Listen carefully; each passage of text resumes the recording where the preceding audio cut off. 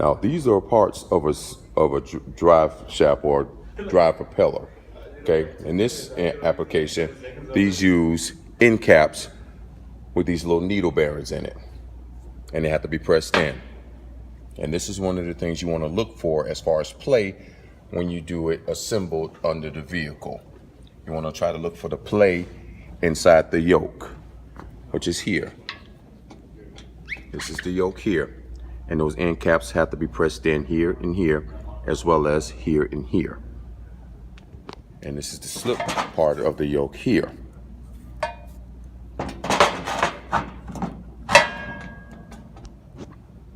And what happens is when you try to replace them, a lot of times these needles have a tendency of falling. So you have to very carefully put them back in the sides, like on this here, which one has already fallen, and then have it pressed in. Now remember what we were talking about drive lines earlier. Drive lines have to be within 2 degrees of spec. And right now we're sitting at we're sitting at 73.4 as far as the yoke. And this is where the areas you want to start as far as getting those dimensions in play to know what you're dealing with. First we started at the yoke at 73 it was at 73.8. Now we go to the end part of the shaft. Sometimes it's a little hard to hold, and that's sitting at 78. You want to try to keep it in 2 degrees, so there's something off, and the reason being is because the car is up in the air, so that's why that's way off. So just keep that in mind when you do your count. Here, and then we go to the center of it, and it's still sitting at 78 degrees, thus me explaining why, because the car is in the air, so you're going to have that displacement because there's no weight on the suspension system as well. Okay. All right, we're going to show in the yokes if there's any play. You're going to have just a touch play just to get just enough to get it in there. But what you don't want to see in between these yokes here is excessive movement, like right here. That's because I'm turning the propeller, if you will, but there is no play in here at all. I'm gonna spin it around, go to the other part of the yoke, and as you can see, there is no play here, which is great. Okay, now we're gonna go to the front. That's the slip part. Actually, I'm sorry, this is the slip part because it slips into the transmission. And we're gonna test the yokes here. No play there. On that side, no play on this side. I'm turning the drive propeller to go to the other side of the yokes.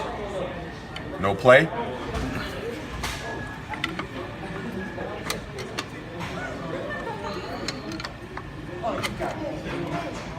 And as you can see, no play in this part either.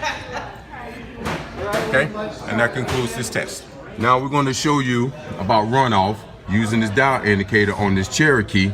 And we're going to show you what runoff means. Runoff is basically the rotating part of the shaft as you slowly turn it, and you can see the numbers change. What you want is between 0.02 to 5 thousandths movement. And if anything more than that, then you might want to check for displacement as in weights. And I'll explain what the weights are once I rotate it around to show you what a weight is.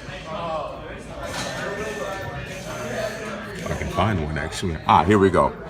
These little nuggets right here are weights. These are the weights right here added onto the drive shaft. So that way it's what they call in phase once it's running.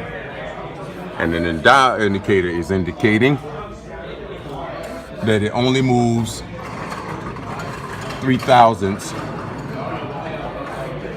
which is perfectly within spec.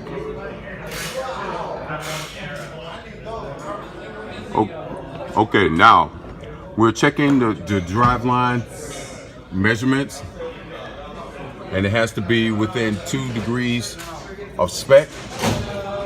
I'm just giving you a quick summary of how that's set up. First of all, the dial indicator is set up stable to where the dial indicator can hit onto the drive propeller, which is right here, and then an indicator telling you how much degrees the drive line is actually at. And we set that in the middle so that we will have a balance. And due to the fact that the car is in the air and there's no weight on it, we can't get a proper drive line number, but you get the gist of it, of how it's done.